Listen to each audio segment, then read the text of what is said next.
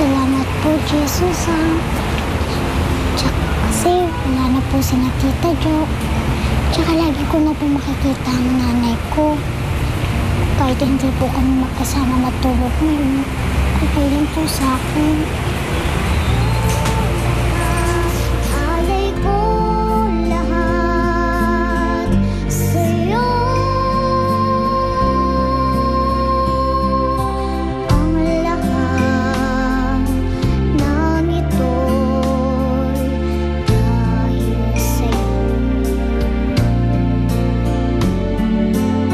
Sapagkat ikaw ang tanging. Salamat po.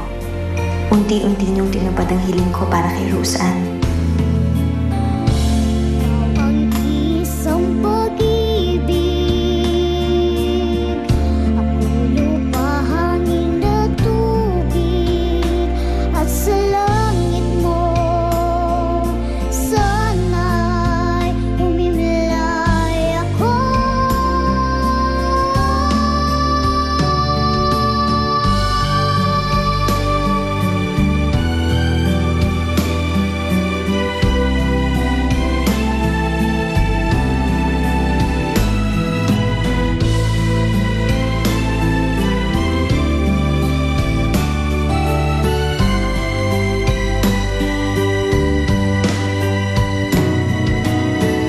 Lahat ng himig at awitin,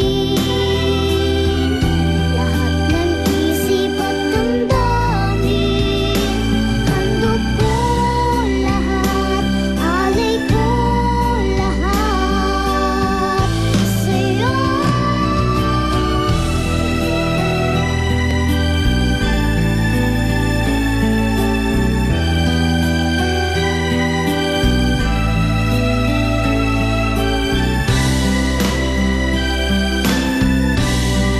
Pumunta na ako ng DSWD. Hinanda ko na yung baon ng tanghalian. Kita na lang tayo mamaya, ah. I love you, Remy.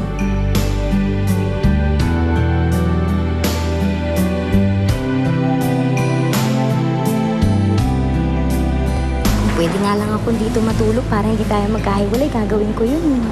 Kung okay lang sana sa'yo nakasama si Roseanne sa mga dahilan. Gusto ko kasi siyang makuha, Eric, eh.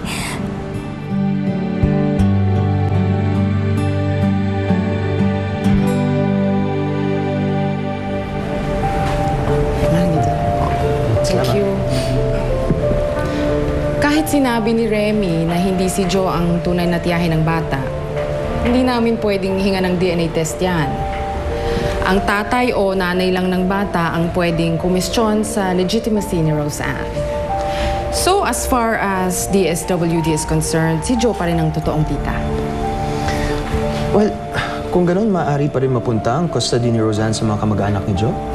Kung may mga kamag-anak pa si Joe, yes. Pero kung wala na, as soon as manalo ang DSWD sa custody ni Roseanne, ikukuha namin siya ng foster parents. Okay then, well, if that's the case, maaari ba akong mag-apply as Roseanne's foster father when the time comes? Ay, pine-prefer namin dito na the child belongs to a complete family. Ibig sabihin, mag-asawa o couple. Para lumaki siya sa tamang environment. Okay. I see.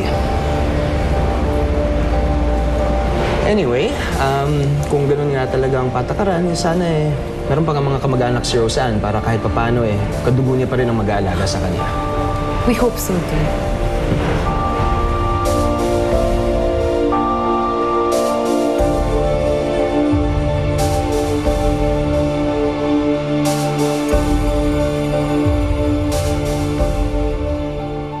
Mula Asia Pacific. Excited kami dahil